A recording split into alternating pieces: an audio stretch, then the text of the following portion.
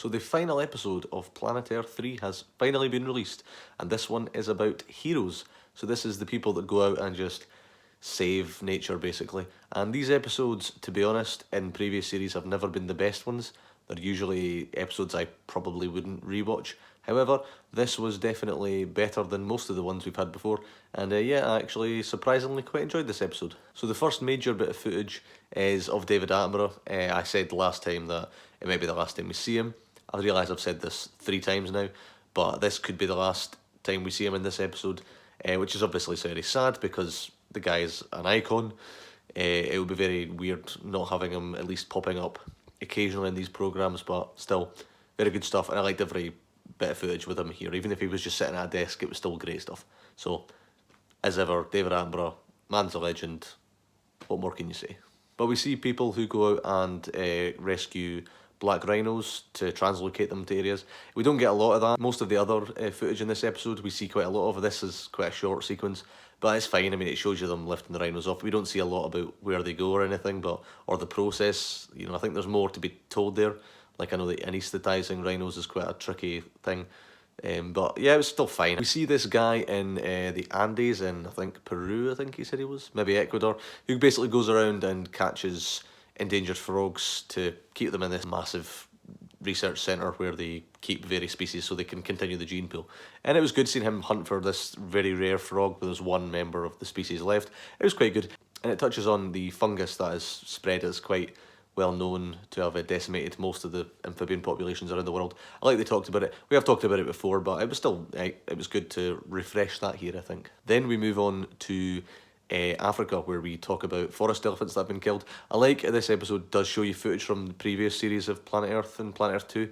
I would find it quite jarring seeing footage that isn't as pristine. Like, Planet Earth isn't as pristine now as it was in 2006, obviously, but it's still I like the comparison here. But we see this woman from Vietnam who's gone out to basically trap ivory merchants, essentially, and it's quite good. I did feel for a long time, I was like, is this woman going to get caught out now? But no, this is her last assignment, and I thought that was good.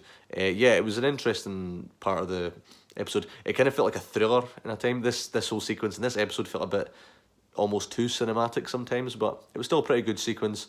And yeah, I felt like I was seeing an interesting world that I wouldn't normally have access to. Then we see these ibises. They're extremely rare, and their women from WWF are basically fostering them and then helping them migrate across the Alps. I've seen that before in other species like geese and cranes, but never in ibises. It was an interesting sequence. It went on quite long. It felt like a proper hero's journey. I enjoyed it. I thought it was a good sequence. I don't know if it was a highlight. I feel like it's difficult to pin a highlight in this episode, but still good. We talk about tribes in the Amazon who are basically fighting for their home. I thought that was really interesting. They're hearing the stories about how they've been basically attacked, people trying to kill them. There's one guy that was almost burned alive in his house. That's like horrific. And it's all, again, politics. It's all driven by political stuff to do with the import of soybeans and then for cattle. But it was really good seeing them going in to protest in Brasilia, the capital of Brazil. I think it was a really positive moment. There was a lot of positive stuff in this episode. It wasn't really a doom and gloom episode, which they usually are, especially in like last year in Frozen Planet 2. Like, I came away from that feeling completely deflated.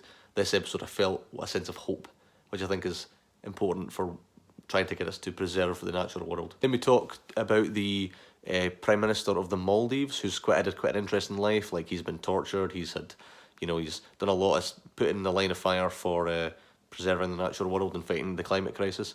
And he was at COP in Glasgow, which was really cool. And his speech is really good. It's interesting him talking about the coral reef and how his generation was really the first ones that really got to experience it because they finally had access to snorkels and goggles, which is crazy, but I guess that makes complete sense. But yeah, he was really good. He was a really interesting guy.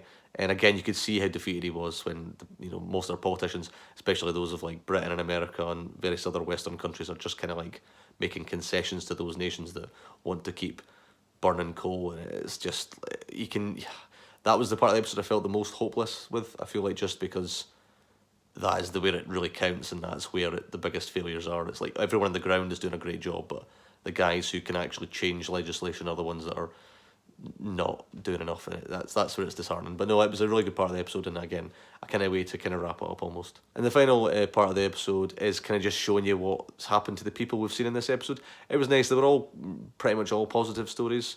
or as positive as they could be, in case the guy with the Maldives who's, just basically advocating for preventing climate change.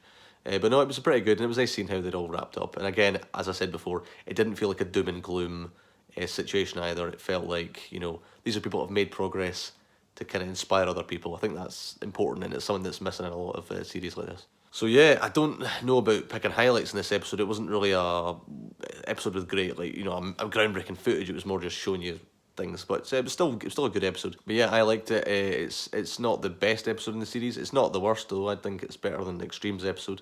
But no, it was still really good. And yeah, this series as a whole has been pretty good. I do have one more video on this series that I'm going to do. So keep your eyes peeled for that.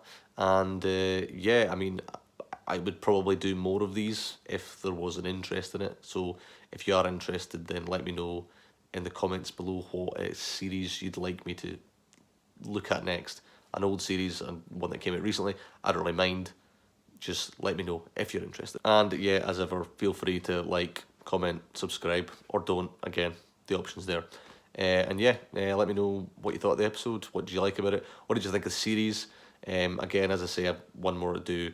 And let me know if you want to see any more stuff about wildlife documentaries. And yeah, cool. See you later, and goodbye.